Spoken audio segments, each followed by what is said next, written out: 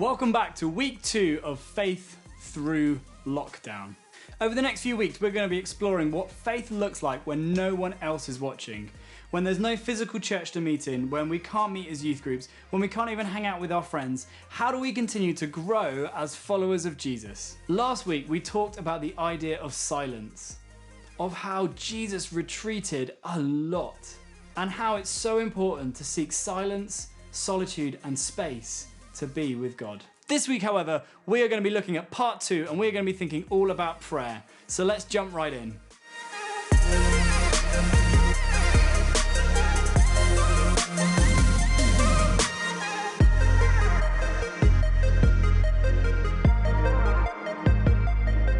Before we dive in, I want you to think for a moment about friends. And more specifically, I want you to think about your best friend. The kind of friend that is so similar to you that you begin to look the same, you begin to dress the same, you even begin to talk the same. The kind of friend that is so close that you could even finish one another's sentences. Hey, how are you doing? Yeah, I'm not too bad, thanks. How are you? Oh yeah, I'm not too bad, thanks. Oh, that's great. That friend. That's the one I want you to hold in your mind for a moment. The person that you just love to spend time with. Now, just for a moment, thinking about that same friend, I want you to go back into your mind to when you first met. It might be that that is a really, really long time ago, and it's really hard to remember that, but I guarantee you that when you first met, things were different. When you meet someone for the first time, it's really odd. You sometimes don't quite know all the right things to say. Sometimes you don't feel like you've got a lot in common, and often there's some really awkward silences. But over time, as you learn more about one another, your friendship grows. You even start to recognize the other person's voice, even without seeing them. And here's the secret, with that kind of friend, silences never become uncomfortable.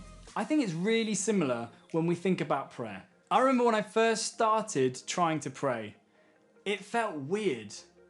It was awkward, it was uncomfortable, it kind of just felt like I was talking to myself. If I'm being really honest, I couldn't keep it up for a very long time at all. I also found it felt really awkward when I hadn't prayed in a while. It's a little bit like that family friend that you see maybe once a year. You kind of know them well, and you know that after the first 5 minutes it will be fine. But boy, those first 5 minutes are filled with so many awkward pauses. Prayer in its essence is communicating with God, both talking and listening. When we look at the life of Jesus, it is clear that prayer was so crucial to his relationship with the Father. It was the core of who he was. However, when we read the Gospels, it's really clear that the disciples really struggled to pray in the same way that Jesus did. We know this because in Luke chapter 11, verse 1, it says this: "One day, Jesus was praying in a certain place. When he finished, one of his disciples said to him, 'Lord, teach us to pray, just as John taught his disciples.'" Jesus then goes on to share with them what we now know today as the Lord's Prayer. He then goes on further still to give them a template, a tutorial, a toolbox on how to pray. Clearly, they still found it hard. There's loads of depth to this passage in Luke, and you're going to be able to dive into this when we break into discussion groups. But for now, I just want to backpedal a little bit and begin to look again at one of the passages we started to look at last week, but we're going to read on just a little bit further. This is taken from Matthew chapter 6, verses 5 to 8. Jesus says, "But when you pray, go into your room, close the door and pray to your Father who is unseen. Then your Father who sees what is done in secret will reward you. And when you pray, do not keep on babbling like pagans, for they think they will be heard because of their many words. Do not be like them, for your Father knows what you need before you ask him." You see, there is one key difference between our prayer life with God and our relationship with our best friend. The difference is that God knows us inside and out. He is our creator. It's not like that kind of friendship where you're not sure what the other person thinks of you.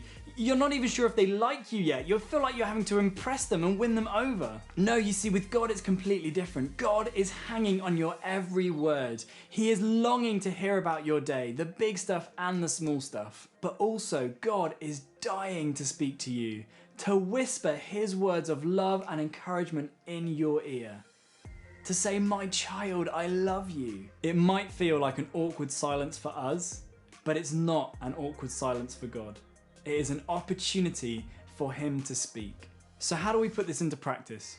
How do we grow our relationship with God when even silence makes us feel awkward? How do we continue to pray when things are really difficult? How do we keep going? Well, I want to offer 3 tips, and I have completely stolen these from Pete Greig, who is the absolute guru on all things prayer. And the 3 tips are these. Number 1, keep it simple. This verse from Matthew shows us this so well. Keep it simple. Don't just keep on babbling just because you're trying to find the right words. Tell God simply what it is you want to tell him. It's just like talking to a friend. It sounds so simple, this point, but can be so hard for us to do. Number 2, keep it real. Don't feel like you need to make prayer some kind of event. Be real with God. Tell him how you're really feeling. Show him the hard stuff that you're going through because he's longing to hear about it. Ask God for what it is you really want. If you're feeling rubbish and don't feel like praying, then tell him about it. If you're having a great day and you just want to celebrate and be thankful, then tell him about that. You know, so many of the Psalms are all about lamenting. We are allowed to be real with God and real with our emotions, whether we're feeling really high or whether we're feeling really low. I remember when I was at university and I was going through a particularly tough time. I remember taking myself up onto this mountainside nearby where I was studying, and I remember being up there in the middle of the night and just yelling at God. Instead of praying quietly in my room, what I wanted to do was just scream at him for everything going on. There is permission to be real with God and tell him how we really feel. And number 3, keep it up. It can sometimes be really hard, but the more we do it, the more our relationship with God grows. And the more we listen, the more we pray, the more we grow in our relationship with him, the more we will learn to recognize the Lord's voice. The more we will know what is his voice and when he is speaking to us and when he is not. So even if we fail, we pick ourselves back up and we try again. Keep it up. So there we have 3 top tips. Keep it simple, keep it real, and keep it up. We're going to dive into some discussion groups now. We're going to open up these Bible passages and dive into them, but we're also going to talk about how we can put all of this stuff about prayer into practice.